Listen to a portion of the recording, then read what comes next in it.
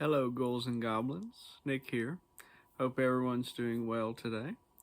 I am back with a special book review. It is currently the month of July, and I had thought about this for a while, and I decided that since July is Goosebump month, because it was the month the first Goosebump book came out, I thought it would be very fitting to review the very first Goosebump book, which is none other than Welcome to Dead House. So what can I say about Welcome to Dead House that hasn't already been said? It's definitely one of the best Goosebump books. Many would argue it is the best. And of course, it is definitely the darkest Goosebump book. Even R.L. Stine has said that himself.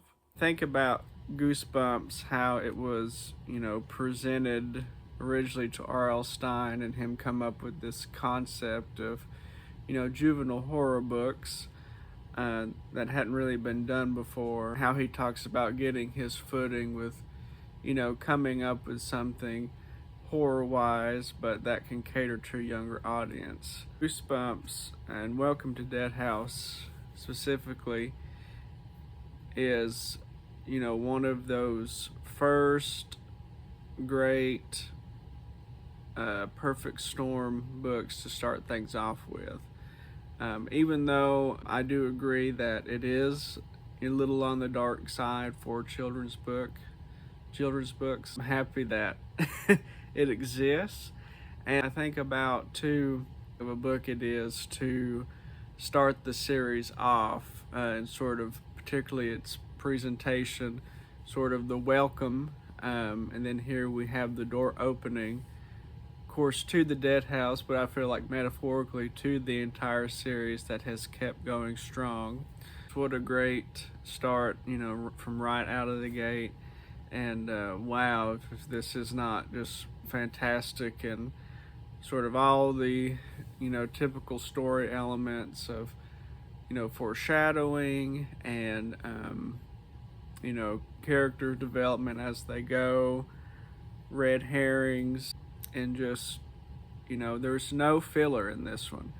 It's very, disappointing later, and I understand, like, to a certain extent, with the success of the books, sort of having to put one out each month, in the 90s, keep the demand and the hype going, but, it's very sad that a lot of the original 62 sort of, I feel like, are more on the filler side and don't really quite have a lot of the same details or a lot of the same interesting twists like the first book did, and many of the first couple books. Now I know that there are definitely exceptions in the later books that were very good, but it's just a great first book. Like always, start with the cover. Here we have the wonderful first Goosebump book cover art by the Tim Jacobus. He did fantastic. I know on the Goosebump wiki you can see different sketches he started with, concept sketches. All were great, by the way, but they decided on this one, and it's just this very large lingering house, and you can tell there's of course something creepy going on and something off. I do quite love the guy there in the window, the ghoul in there. I feel like as a kid I didn't really notice him right away. It wasn't until I was just a little bit older, Now I actually didn't grow up with this copy. I actually had a reissue, the early 2000 reissue of Welcome to Dead House.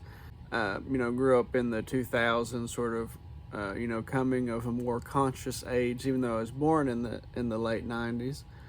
So that's the one, I started with, but of course, just from family and friends, when we went and hunted for the original 62 for me back in the day, this was one that was picked up, an original Goosebump book, and I'm very grateful for it, to have it. and that it is in, really good shape, this particular one. But sort of going back into the cover there, I love, like the eerie orange light, with the blue backdrop of the house. Great contrast there. Uh, Nice pink border page.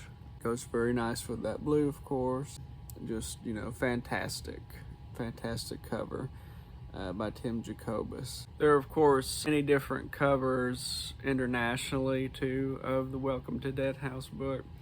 The only one that I remember back in the day when I was a kid was the UK cover, where it's sort of the skull and like the swirling blue pool. If I remember, I'll put a picture up of it. Those in the UK are probably more accustomed to, growing up with that cover and recognizing it more. So how I knew about that early on, and this was, of course, pre-internet time for me. The internet was a thing, but of course, we didn't have computers growing up really. So I didn't really go on the web until I was probably like, 10, 11.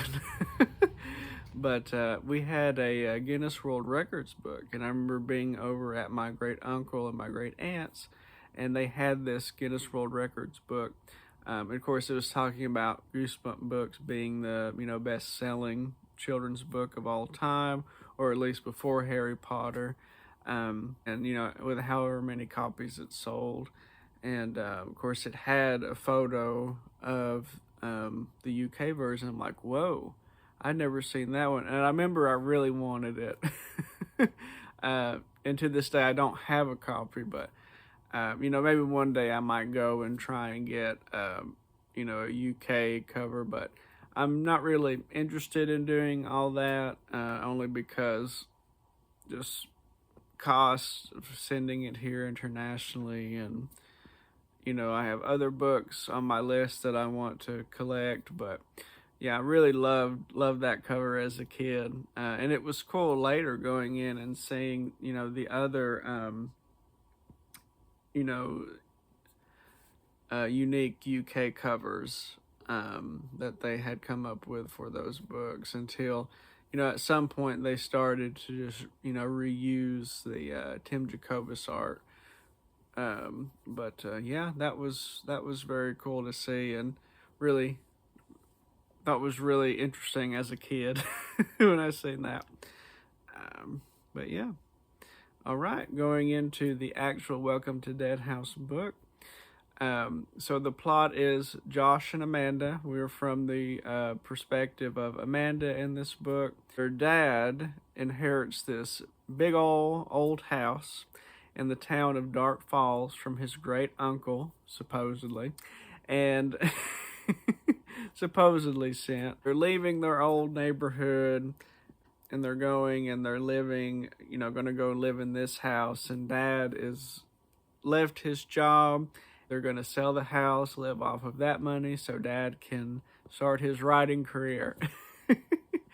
And, what I quite like about this Goosebump book is that sometimes the parents, if they are, present in the book and not have gone on some trip, to leave, the children with whatever horror awaits. Kind of like in Monster Bud, just for example. We get to see and know some of, the Josh and Amanda's parents, and my goodness, their dad is such a character. Just decided, like, yeah, I'm going to go start my career. We're going to sell this house. Yippee! And of course, then they bring up, this great uncle, and he's like, oh, I don't remember him, but hey, free house. He was a great guy.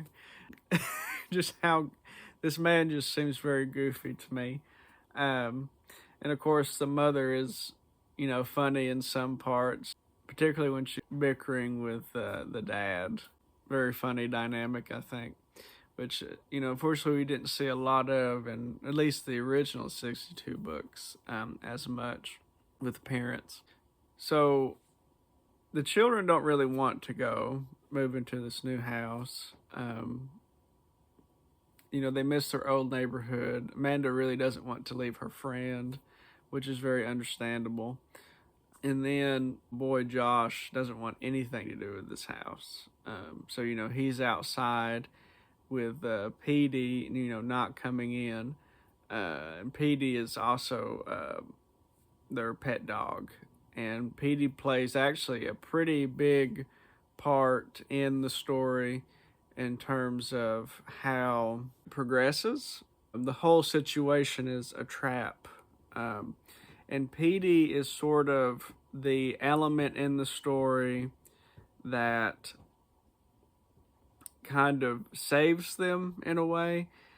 Uh, how it's set up, with PD sort of running away and running around the town and them chasing after him, and sort of, getting and sort of as they're chasing him and getting a feel for the town and sort of their observations, he, kind of sets them off of the course that would have sent them to their doom. He sort of is getting them out unintentionally. Well, Petey, of course, he's the dog. He doesn't know he's doing this, but Petey is the one that senses the danger right away. He can see through these townsfolk of Dark Falls, which we'll get into, and he inadvertently, takes them out of the trap and kind of foils the plan, which I think is very interesting. Going back to the house and then moving in, they meet the realtor.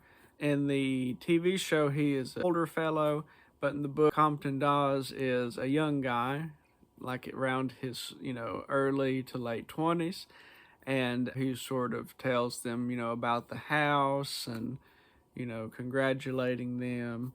He seems like a nice fellow, but of course he likes to, stay in the shade, and some interesting quirks there with him. So they, of course, go through with this, and, there's weird things that happen, even before they move in.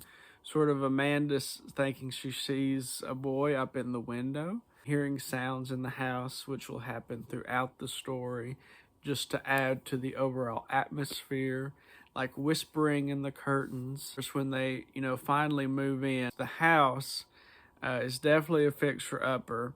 It's a beautiful older home, but it does need some repair, and it's a fixer-upper.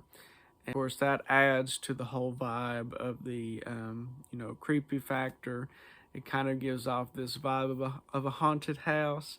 They even ask Mr. Dawes, "Hey, is this house haunted?" And he's like, "Haha, no, it's not haunted. They say there are some haunted houses in the town, but not this one," kind of thing. But, over time, they kind of become accustomed to it. They notice the oddities too of just the very shade, the trees just shading everything. There's not really like any spots of light anywhere in the town, which is very eerie in Dark Falls. They mention the road going downtown where the tree branches can't quite reach is the only sort of beam of light in the town, because everything else is so shaded and kind of dark.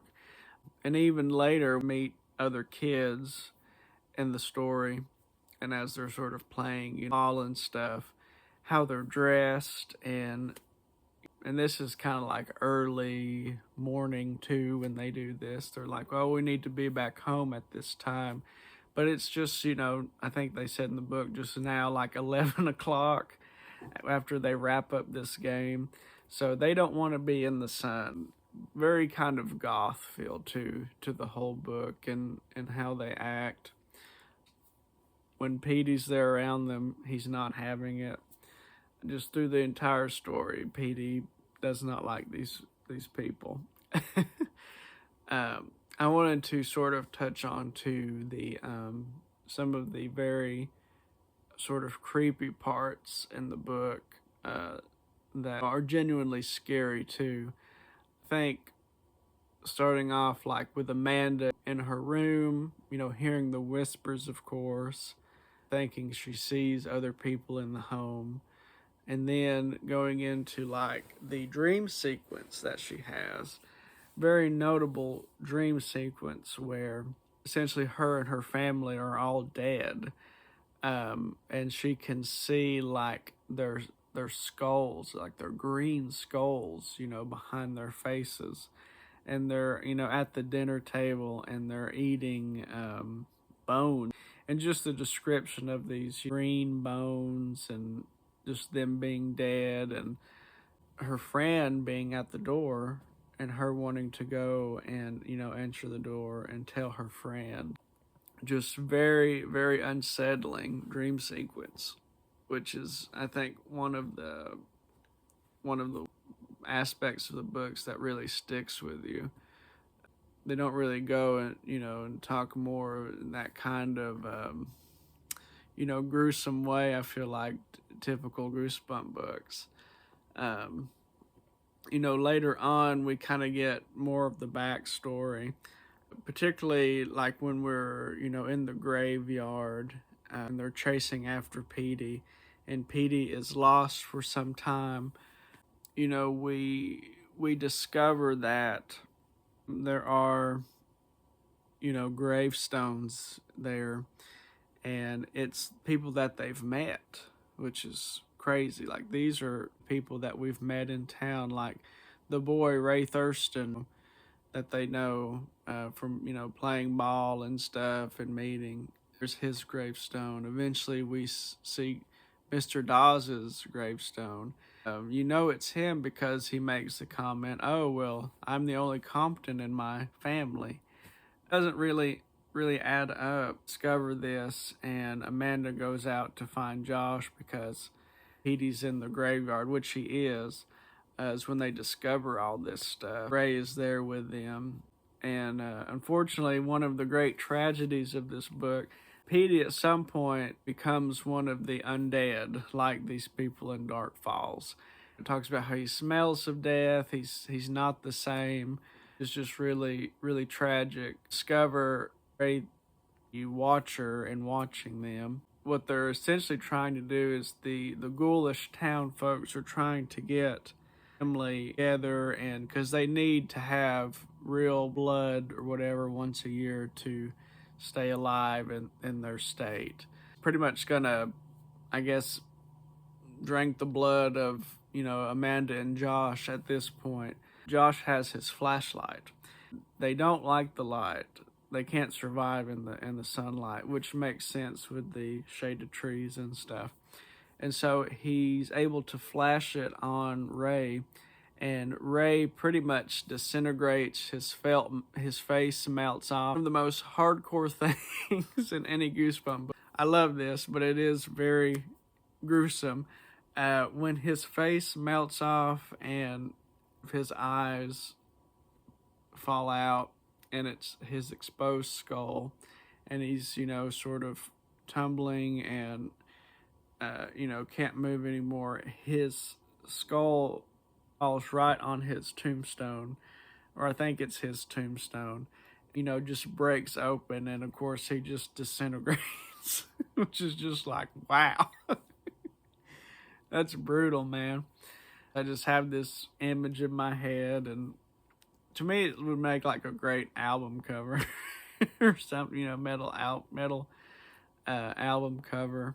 I don't know, it kind of reminds me of a lot of Megadeth 2 album covers. I don't know why I see kind of like those in my head. They encounter Mr. Dawes, and what happens before that is that they run home and they try to tell their parents, and then the other kids are there that they played with in the park. At this point, they know they're all ghouls and the kids are going to eat them now or whatever. But here comes Mr. Dawes and saves the day. He's like, "Hurry up, guys. People in the town, they're not what they say they are. There's something not right." So they're in the car, and he's like, "I know where your parents are." So they're in the car with Mr. Dawes. They go back to the graveyard.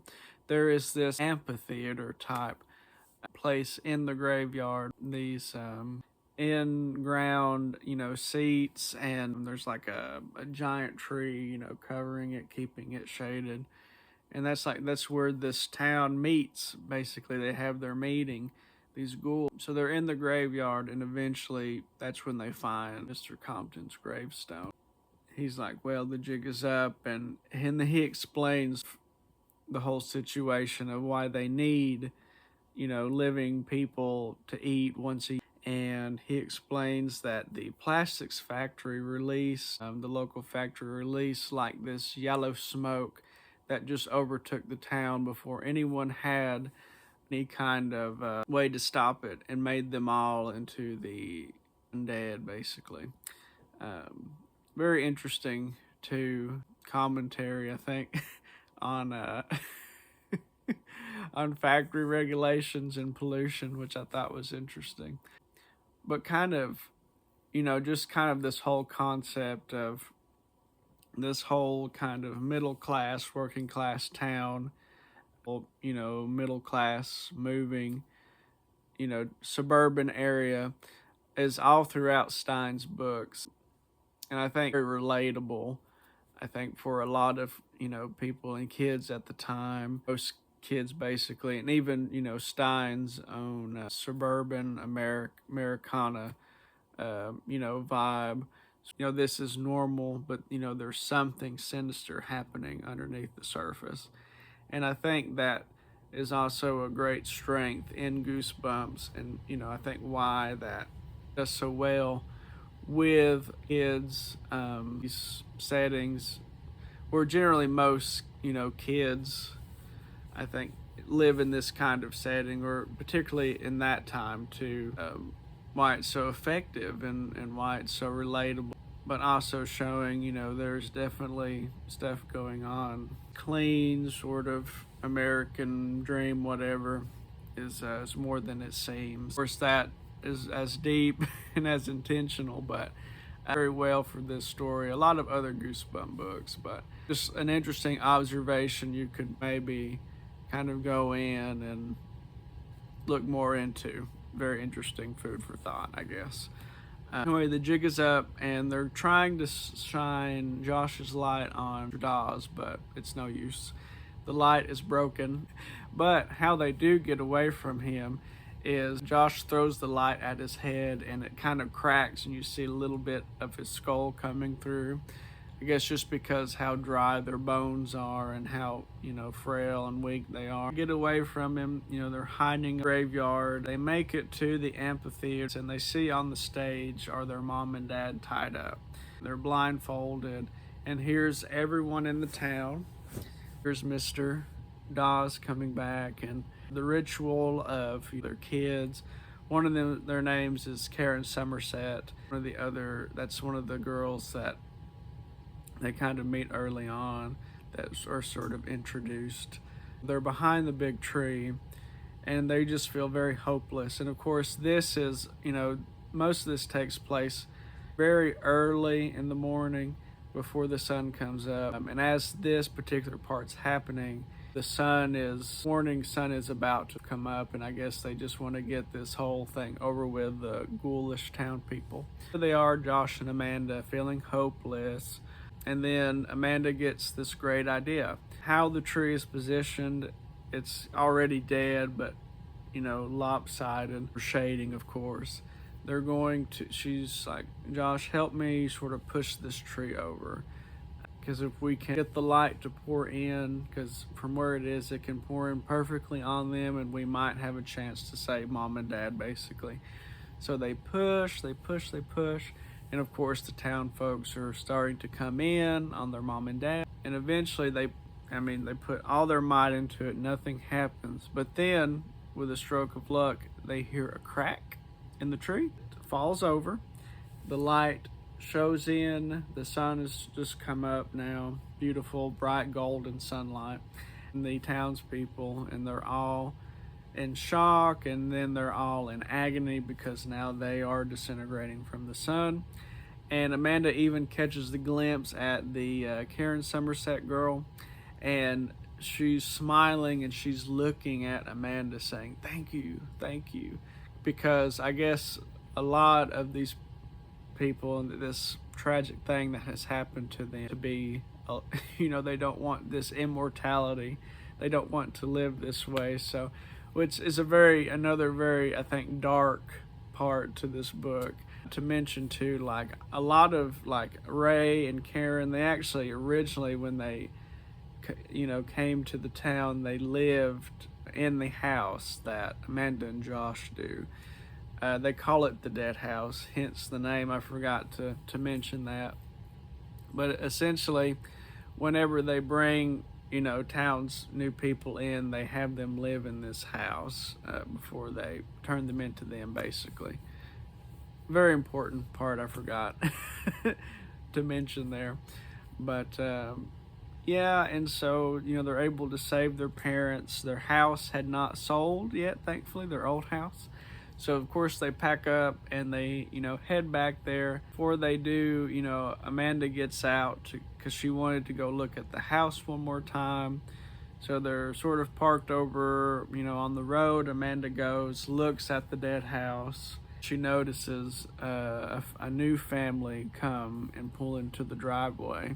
It's these two boys around her age. I think 12 is her age in the book or something like that. She's just there standing and just like, and before she can really say anything, she just says, "I used to live in your house," which is what the other kids said to her, when they first met her and Josh, basically.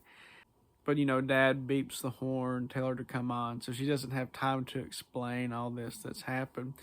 And then at the end of the story, of the eerie twist is that she thinks that she turns back and looks at the porch at the house. She thought she sees Mr. Dawes.